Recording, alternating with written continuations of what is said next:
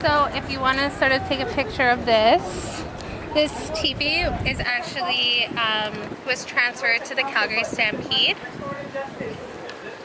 in spring of 2022. Joel It's a restorative justice thing for schools. Crowley and Shannon Murray are actually the teepee holders of this teepee, and it was in commemoration and honoring of Warren Connell, who worked for the Calgary Stampede for many years and had a huge trust and established a relationship with all of the teepee owners in Elbow River Camp. So come on in. Hello. So here we have artifacts that we showcase at the and welcoming guests. So normally if we don't have teepees open, we invite guests to come into here and have story time. We usually have an elder who is present here. I think she's just on her break at the moment. But yeah, so Warren Connell, his indigenous name was painted otter, so that's why you have the otters represented along the outside of the teepee. This is also a Blackfoot teepee, so if you look up to the top, you see that the 4 stabilization poles hold together the entire teepee, and those are erected first, and then we have all of the support poles that are not tied down, but as long as they're connected. Designed by Christy North Pagan from the Piikani Nation. As you can see, it has Oki, Abawa Stitch, and Danidado, which are the 3 ways that you say hello in the 5 tribes, or the 5 nations of Treaty 7. From Treaty 7 who are here to display their artistry as well as they're available for purchase. There's everything from ribbon skirts to jewelry to hoodies, as you can see here. We also have artwork, and there are a few vendors who will offer sleep. Hi there, I'm Shireen from Midnight Sun Elegance, and we are set up in Camp 1 at the Elbow River Camp. We've been having a wonderful experience here. There's so much different cultures that are coming through, different people to see all of the different Treaty 6, 7, 8 vendors here. There's 21 of us, and here in our tent we do a lot of beading, and we do antler work, tufting, we do porcupine quill work, and a lot of different gemstones. And yeah, and Stampede has been an amazing time for us. And we just want to thank everybody at the Stampede. Welcome to the Elbow River Camp. We are standing here in our teepee circle. The Elbow River Camp is comprised of 26 teepee holders from the 5 nations of Treaty 7, which include the Tsuut'ina Nation, the Kainai Nation, Siksika Nation, Piikani Nation, and the Ayahe Stoney Nakoda Nations. The history between the Elbow River Camp historically and the 5 nations of Treaty 7 with the Calgary Stampede dates back to 1912 when Guy Weedick wanted to introduce the Calgary Stampede. He wanted the collaboration and the partnership between the 5 nations of Treaty 7 that surrounded the city of Calgary. Treaty 7 was signed in 1877, and at that time there was a system that was utilized by the Crown and the federal government called the pass system, which meant that Indigenous people were not allowed off their reserve without a signed document called from an Indian agent or from the federal government. And the Calgary Stampede was the first unprecedented time where Indigenous people were allowed to participate in celebrating their culture and allowed off reserve without having that pass sign because of the Calgary Stampede.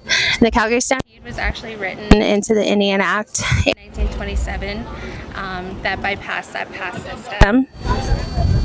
So the relationship stems multiple generations. We actually have some TB holders here who were at the very first, or TB designs here that were at the very first Calgary Stampede in 1912. So if you direct your camera to here, this TB here has been here since the very first Calgary Stampede, as well as we have TBs over here that were pictured also at the very first Calgary Stampede. If I can direct your attention to this yellow TB.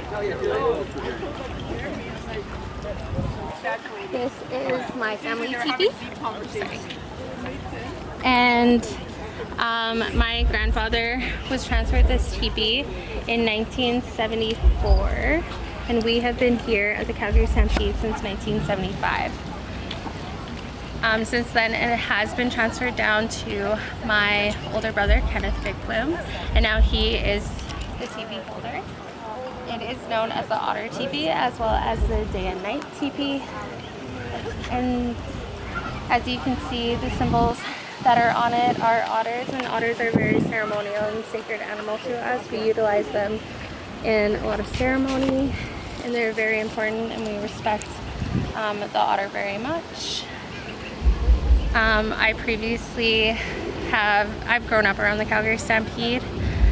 I was previously a 2013 Calgary Stampede Princess, as well as have participated in the Calgary Stampede in many capacities. I was a part of the Calgary Stampede Grandstand Show, as well as this is my second year returning to the interpretive program. Now, the interpretive program has grown over the last few years. There's about a staff of 30, and we oversee the welcoming of visitors from around the world to Elbow River Camp.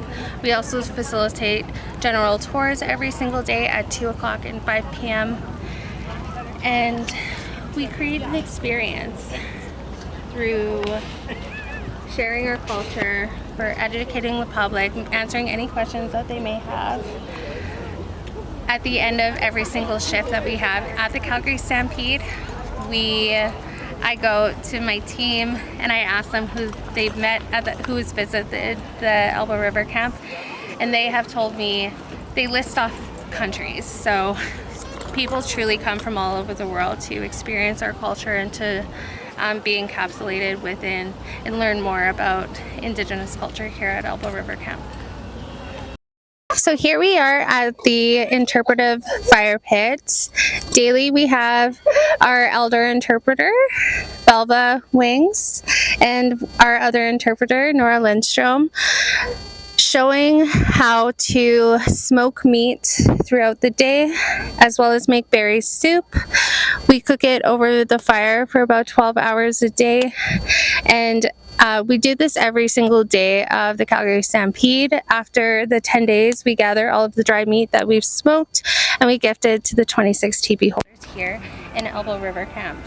This is a way that we present our food preparation and how we would have done it historically, and maintaining those cultural practices are important to us. And Belva here teaches the younger generation of the interpreters to smoke the meat, to cut the meat, to let them know when it's ready, and it's a way of passing that knowledge down to the next generation.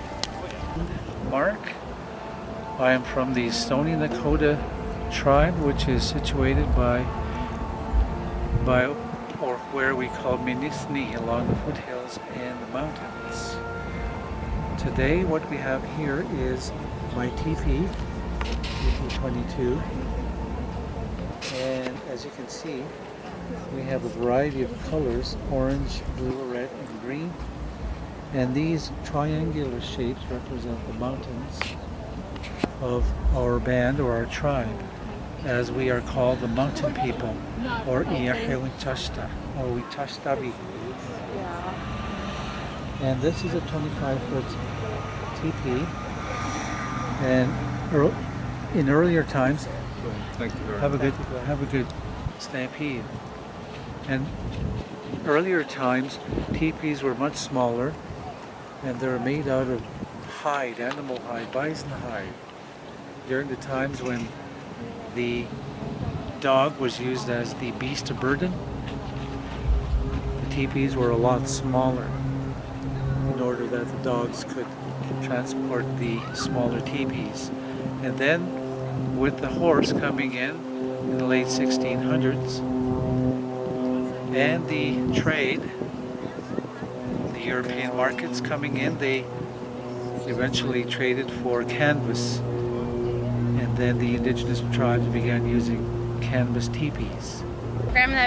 Some of the programming that we have here at Elbow River Camp every single day is sharing our culture at 6 p.m. We also have interpretive tours at 2 p.m. and 5 p.m. every single day. We have vendors open from 11 a.m. until 9 p.m. every single day. We have the bannock booth, which is also open from 11 p.m. till 9 p.m. every single day, as well as other events from day to day, such as traditional meat cutting. This weekend we have hand games. We also have teepee racing competitions that happen every single evening at 7:30. We have flag raising ceremonies and flag lowering ceremonies every morning. The raising ceremony happens at 11:30, as well as the flag lowering happens at 7:30 p.m. every single night. We welcome you down to the Elbow River Camp and look